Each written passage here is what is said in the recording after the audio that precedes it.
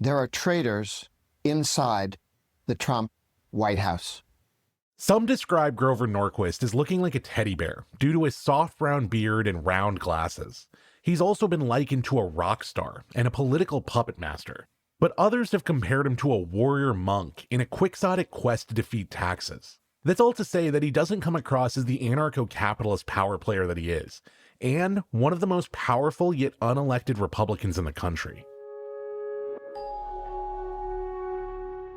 For 27 days, plotters were out there trying to undermine the president and destroy his presidency.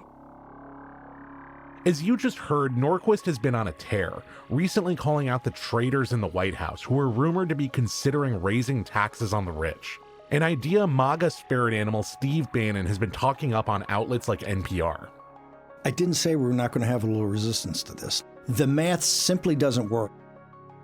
But last week, Norquist told me the thought of raising taxes on millionaires, even to support a working class tax cut, isn't just unacceptable, it would be seditious.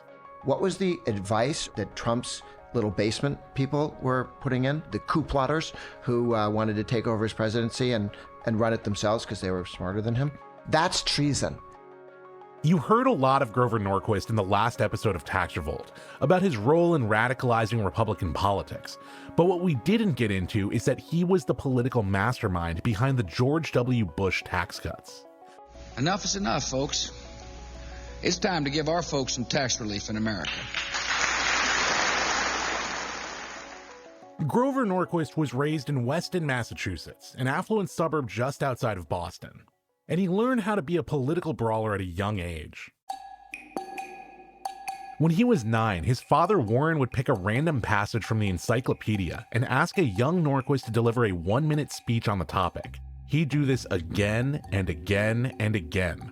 But the most important lesson his father taught him came after church. The Norquist would go out for ice cream, but his father saw it as an opportunity. Before he'd hand young Grover his ice cream cone, Warren would take a few bites, referring to them as income and property taxes.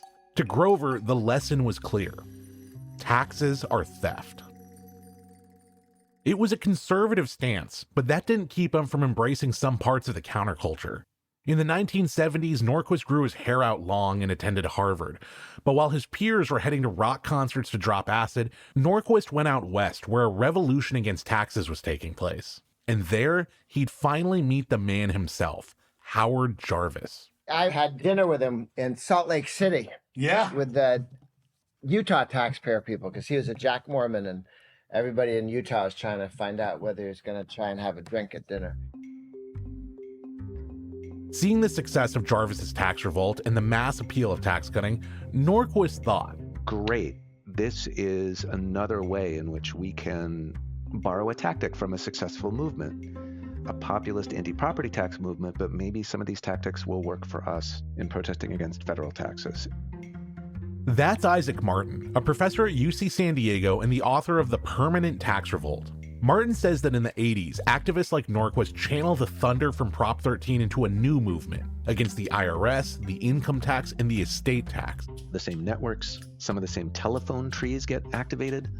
But Norquist took it one step further and quickly allied the anti-tax movement with high-powered lobbyists. In 1985, Norquist, at the request of the Reagan White House and the backing of the GOP's wealthiest donors, formed Americans for Tax Reform. The next year, he also devised the Taxpayer Protection Pledge. I've decided to sign the Taxpayer Protection Pledge to help end this cycle. Any lawmaker or politician running for office can sign the pledge, and in exchange, they get the opportunity to align themselves with the anti-tax movement.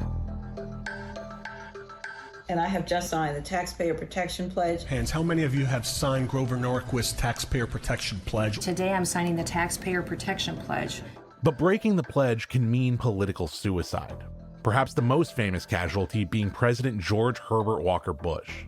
Say this, when it comes to taxes, I've learned the hard way. 2 years ago, I made a bad call on the... The pledge helped the Republican Revolution take hold, emboldening a more aggressive group of conservatives and pushing the country further into the grip of the far right. Even today, politicians are lining up to sign the pledge. The ATR website, for example, says 44 senators and 233 members of Congress have signed the No Tax Pledge. I don't want to abolish government. I simply want to reduce it to the size where I could drag it into the bathroom and drown it in the bathtub.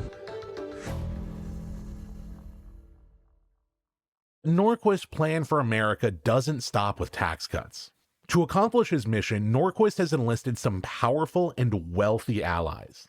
In 1995, he teamed up with former Texas Congressman Tom DeLay to form the K Street Project. The mission? Marry the most powerful lobbyists to the Republican Party. And it worked. Industries like oil and gas once used to be bipartisan in their political spending, but by 2003, 75% went to the GOP. One of Norquist's allies was Jack Abramoff.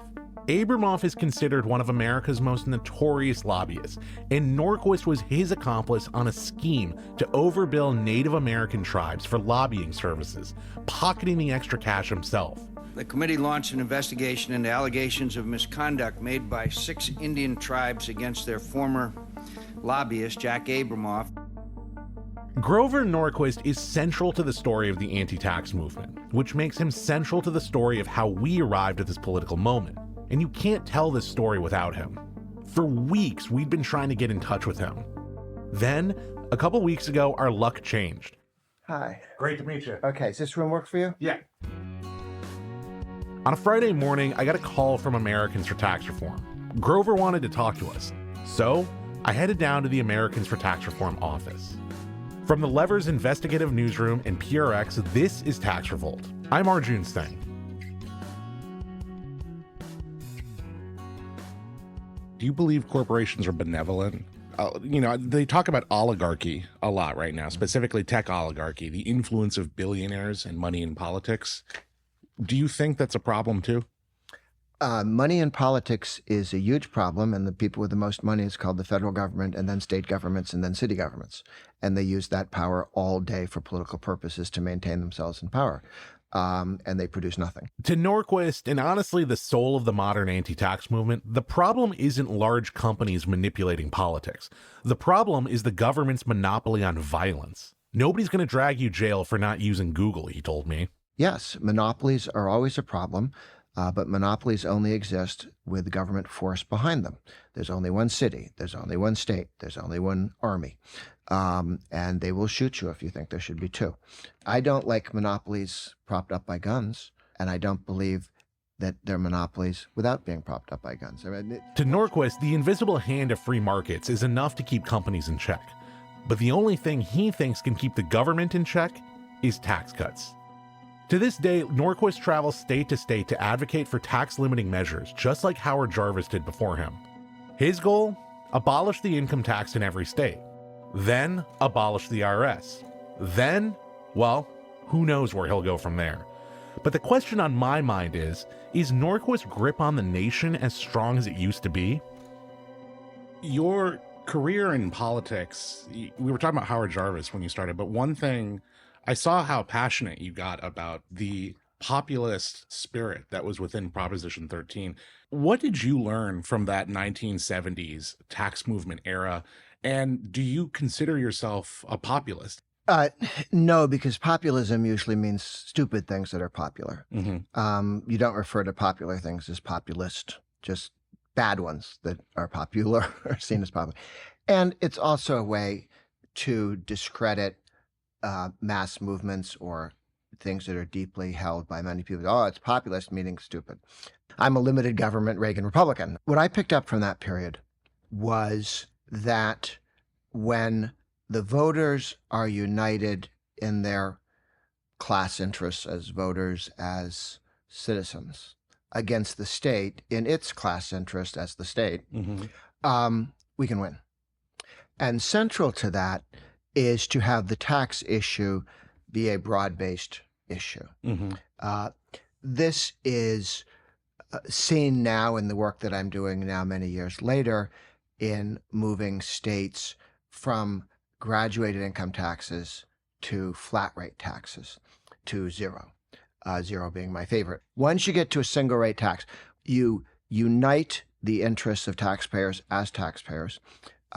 You take envy off the table and you get tax policy. We are all going to pay for this. Is this worth it? We're all going to cut, we're going to spend less. So a united polity protects its interests against state power, encroachments of state power. Once the Republican Party became the party that wouldn't raise taxes, and that was in 1992. Do you have the chart? Norquist likes to pull out charts to explain his points. This one looks like a giant block of blue, and it's a visual representation of the decades Democrats controlled Congress. Norquist believes that it was 1992 when the GOP finally understood the power of tax cutting as a political tool. That just so happens to be the year that George H.W. Bush lost the presidency to Bill Clinton, infamously after walking back on his pledge not to raise taxes. Did you believe Bush when he said, "Read my lips, no new taxes"? Did you trust that? I did in the following sense. He had had lunch with Ronald Reagan every week for 8 years. 8 years. And I assumed he'd learned something during that time period. Answer is not really. He never did understand economics. And he didn't understand. Ronald Reagan was of a background that you don't lie to the people. And some upper crusty types evidently think you're allowed to lie to people in order to get power, because you should have power. And he did. That said, when his advisors, two smartest men in the world according to them, told him it'd be a good idea to raise taxes, his first response was, "Can I do that?" I said I wasn't going to. And they assured him he could. And he did raise taxes. And very few Republicans supported him because we had enough people who'd taken the pledge. That's where Gingrich made his bones. What do you call it? Made his chops. He defied the president and said, "No, we've all signed the pledge. We're not raising taxes." There were a handful of people who took the pledge, who voted with him. None of them are alive or in office anymore. And the president lost the next election. And in 1994, 96% of Republicans, House and Senate, signed the pledge never to raise taxes. And that has maintained the supermajority of Republicans having taken the pledge since 94 to this day. Do you attribute the success of the party to that pledge? Absolutely. I mean, over foreign policy, over other factors? Nothing else switched at this point, okay? And nothing else that switched stayed steady. Now, the Republicans don't win all the time, but they are a stronger congressional party than the Democrats. Sure. And control more of government than the Democrats as a result, and are getting more of what they want than the Ds, which is why the Democrats are so completely grumpy since 1994, because this does not equate in their mind with democracy. Democracy was back here when the Democrats won everything.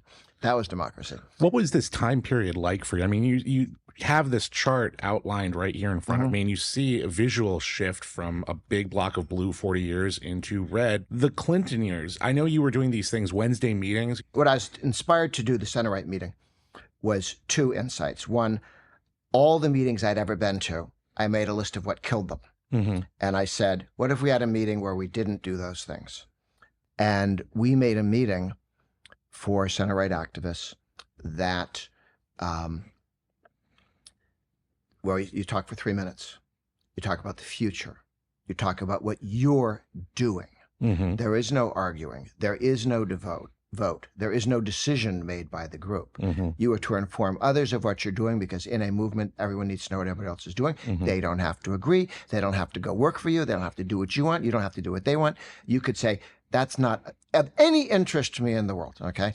We had a guy who came for several years who was in charge of legalizing hemp. And he would come in and say, here's the progress we're making, here's why we're doing it, here's how it's working. Some people would work with him, some didn't consider it terribly interesting. And then one day he said, and the Senate leader, Mitch McConnell, is our lead sponsor. And they go, we're going to win. And hemp is legal in all 50 states at a point where marijuana isn't. So, I mean, just a fascinating one piece of the pie. And the inspiration there was for my thesis that the modern Republican Party, and this also fits into how the tax issue plays into it, the modern Republican Party is a coalition of groups and individuals that on their vote-moving issue, what they want is to be left alone. They don't all want one thing, okay?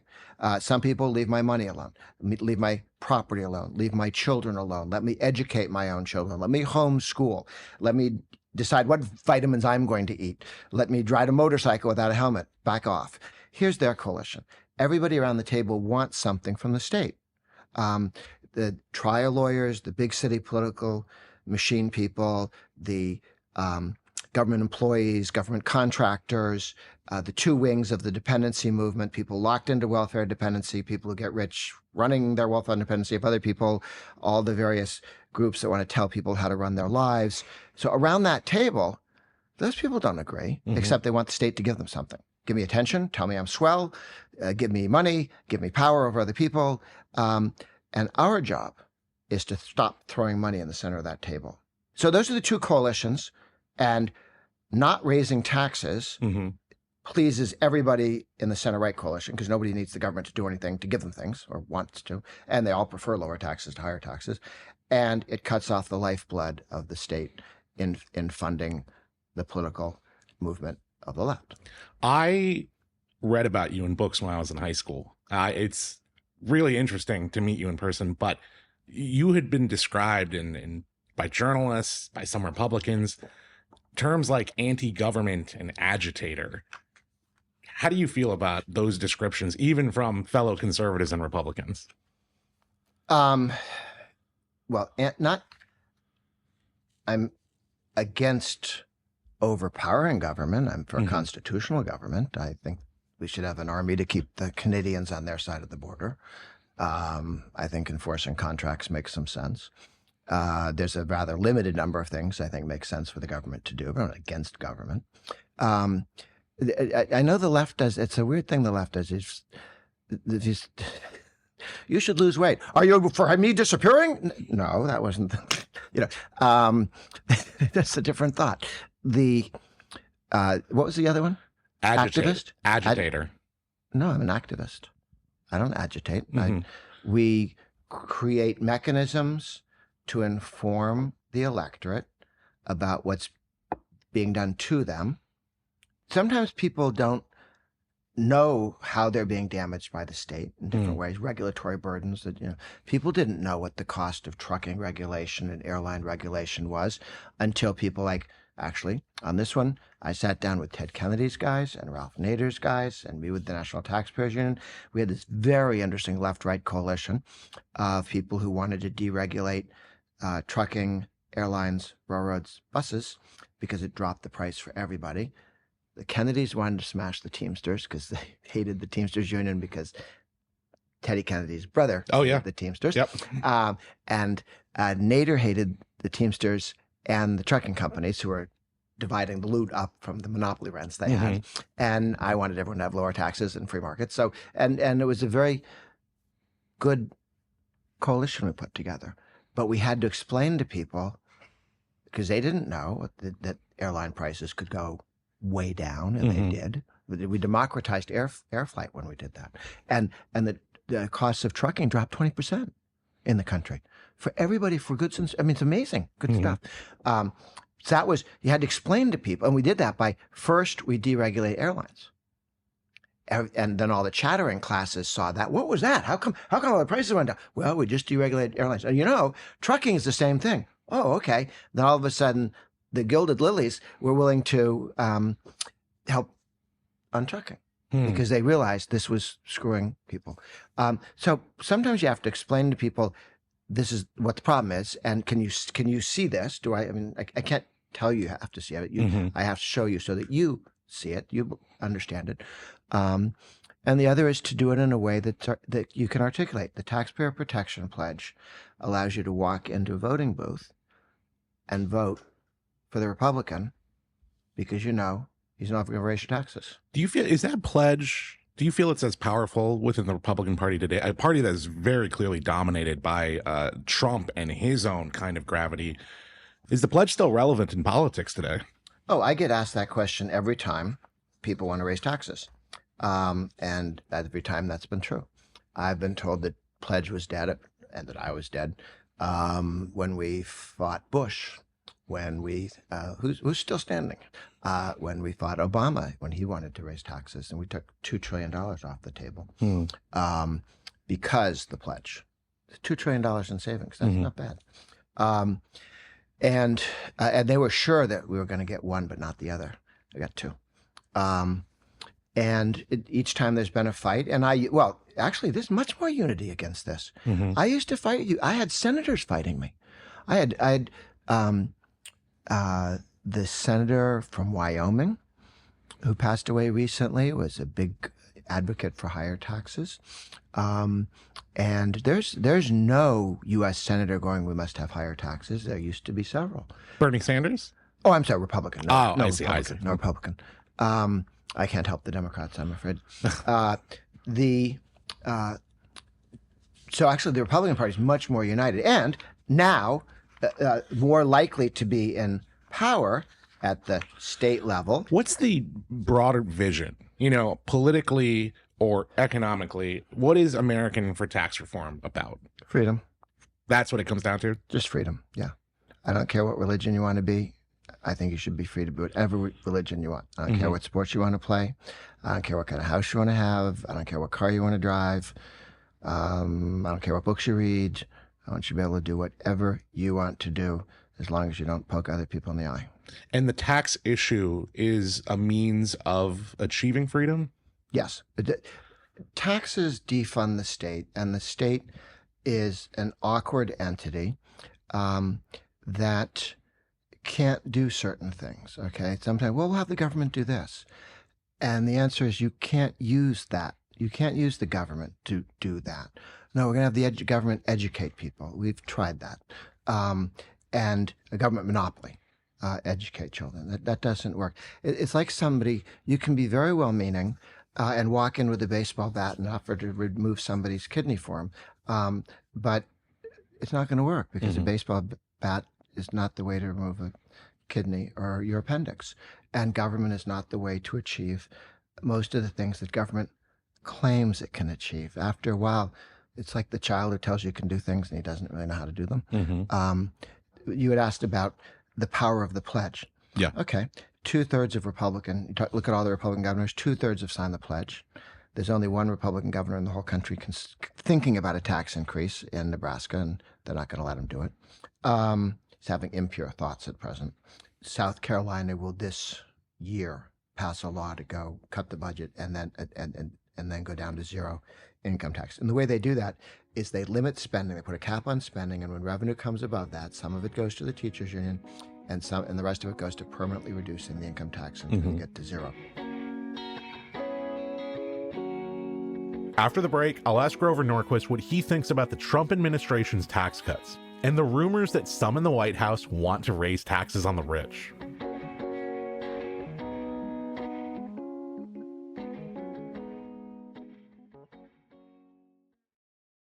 You had said before presidents are irrelevant. What about Largely. Trump, Doge, and Elon Musk? What do you make of that? With Doge and some of the president's initiatives, I'm not going to speak to all of them, but some of them is the president taking back power over the executive branch that was clearly intended to be in the executive branch. But because George Washington could fire anybody he wanted in the executive branch. And so could Jefferson. They were so small, everybody understood that. As the government got so big, they created these agencies with sub-areas and so on, none of which is in the Constitution. There is no fourth branch of government listed in the Constitution. There's no FEC, there's no FCC. None of that stuff's in the Constitution. How do you give them power? Congress isn't allowed to delegate power like that. The president can't delegate power that way. So we got this unconstitutional bureaucracy going that needs to be disciplined. Either stop doing those things or tell the president, you're in charge and you're completely responsible. What happens is one of the reasons presidents have given up have given up the authority to put something over in the Department of FCC. So they don't get blamed for what happens. No. You can't do that. You appoint those guys, you're responsible. Because I appoint, I don't know, I don't like that. You can't do that. And I believe that this will constrict the power of the executive, not magnify it. What it does is the president has more power over the bureaucracy than previous presidents had exerted, but they should never have set up a bureaucracy independent of the White House. That, first of all, tells you they're doing too many different things. stop doing so many things. If you can't get them, move them out to the states, let the states do it. Don't try and do everything out of Washington, D.C. What Doge was doing, I mean, they're doing bunches of things, but what really struck me as interesting is they went in and said, we have a list of people here who are citizens. We have a list of people here who are getting checks from one department. We're a list of people here who are paying taxes. And could we compare them and see if these are all the same people or not? Are some of these people dead? Are some of these people showing up twice? Put those into the computer and just find out what fraud there is. Rather than argue about how much fraud there is, find out. So I think that level of it strikes me as completely sensible. Going through and finding out how many empty offices there are in D.C., close them down, put other people in there, sell them off. You know, we have all sorts of overly expensive housing costs, and we're sitting with empty buildings in D.C. What the heck is that all about? So a lot of things you can save a certain amount of money if you're trying. And I guess part of it is little things like that. The IRS has 6 million rounds of ammunition and 4,500 guns. First of all, the IRS doesn't arrest people. The IRS sends you nasty letters. It says, you know. But if you do have to actually go in and open something up, call the local police. They know how to do this stuff. And even they make mistakes, so be careful. Do you feel optimistic about your vision and the direction of the country right now? Yeah, because I'm showing you this map that's the future. These are the 50 states and the number of states that are moving to a flat rate income tax and to zero. These are the state legislators who are going to be congressmen, okay? This is the future. I mean, Trump's a great guy, and he's a person. He's one guy. This is a political movement. This is a Reagan Republican territory. Don't ever raise taxes, which, by the way, is also Trump's position. So it's not, Trump and Reagan overlap on a bunch of things. Mm-hmm. And you have Trump not only doesn't raise taxes, Trump was the guy who finally said, why in the world do we not have what's needed to reduce the corporate income tax? People pay the corporate income tax. Corporations, there's no Mr. General Motors who writes a check, okay? General Motors, if they have to pay $1 million in taxes, either raises the cost of cars to consumers, or they go out and say, well, we're $1 million short, we're going to hire fewer people. And so workers get fewer jobs or less wages, or consumers get paid more, or if the company goes to Hades, everybody's 401k collapses, okay? This all comes out of some person. You know, when you go to the grocery store and you pay the sales tax, they're not paying the sales tax. You are. So looking at the future, this is a increasingly Republican electorate, House and Senate, an increasingly Republican legislature, a Republican Party committed to never raising taxes at the local level, at the federal level, and that we see just in the last several years and moving forward, we're going to be having half the country with a single rate tax in 1 year and half the country with no income tax in the next 20 years. A lot of this movement, though, supports a president, tariffs, who wants to implement tariffs. I guess I'd ask you, is a tariff a tax? A tariff is a tax. A tariff is a tax paid by Americans. American tariffs hit Americans. Chinese tariffs hit Chinese people. All tariff wars are wars where all the casualties are as a result of friendly fire. American tariffs hurt Americans. Chinese tariffs hurt Chinese people. And you compete on how much you can beat up your own electorate. At some point, that's not a game people are willing to continue to play. I think what the president said he's doing, and I trust that this is his plan, is there's a certain amount of shock and awe on boom, and everyone goes, okay.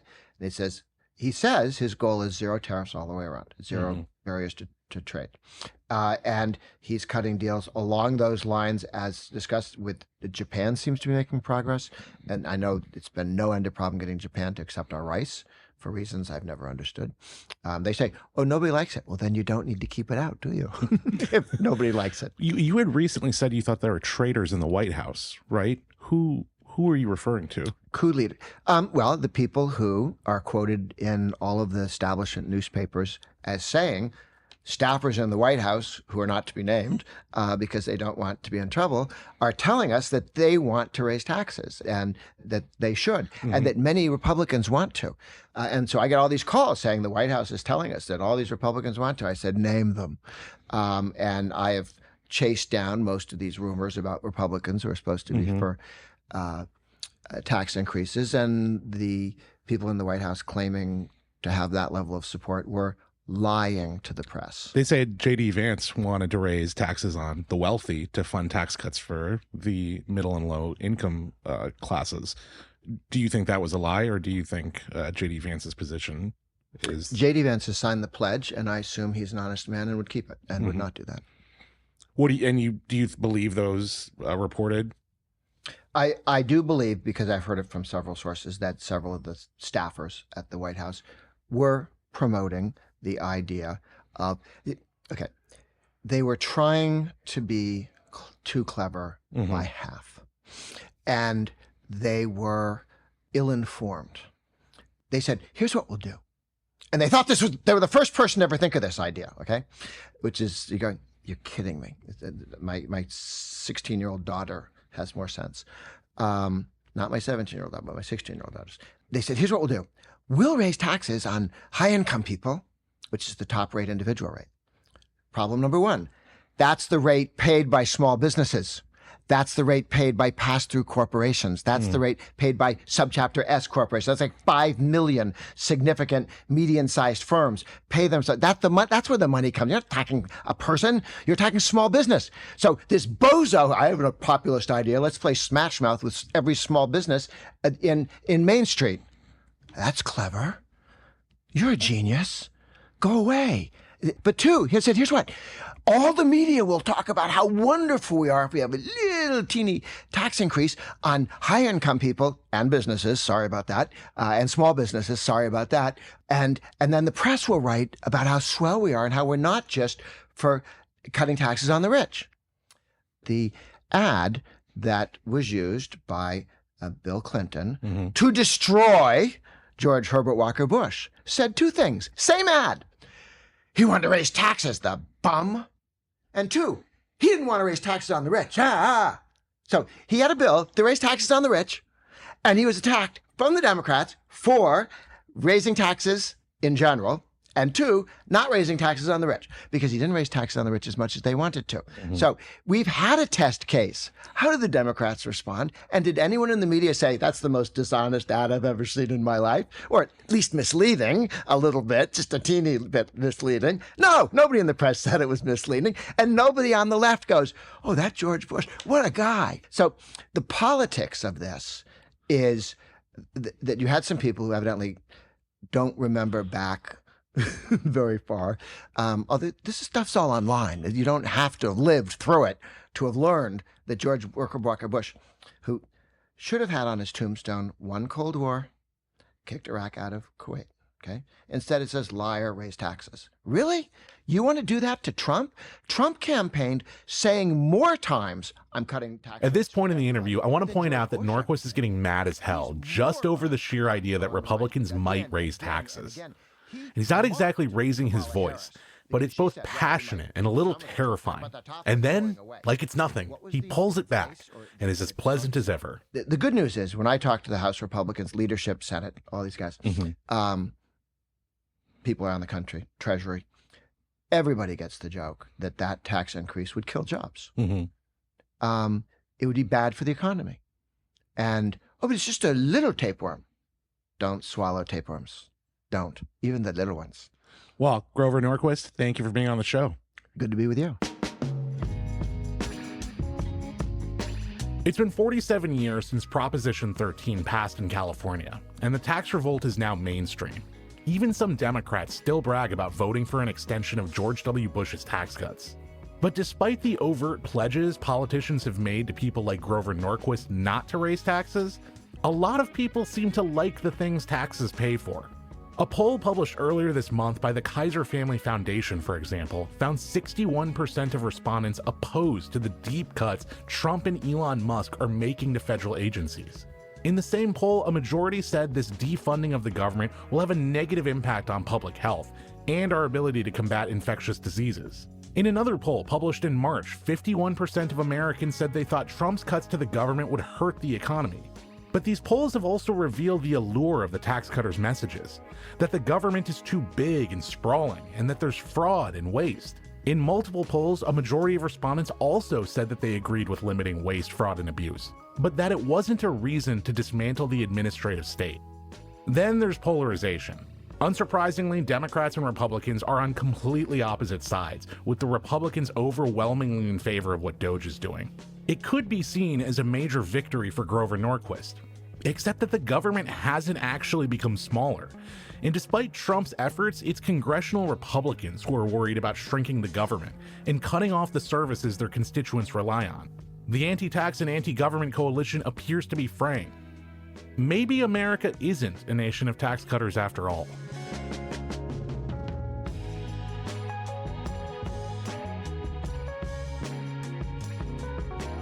Thanks for listening to another episode of Lever Time. Lever Time is part of the Lever's investigative newsroom and distributed by PRX. This episode was produced by Ariella Markowitz with help from Chris Walker. It had editing support from Joel Warner and Lucy Dean Stockton. Our theme music was composed by Nick Campbell. And just a quick ask, if you like what you heard, give us a rating and leave a review on your podcast player.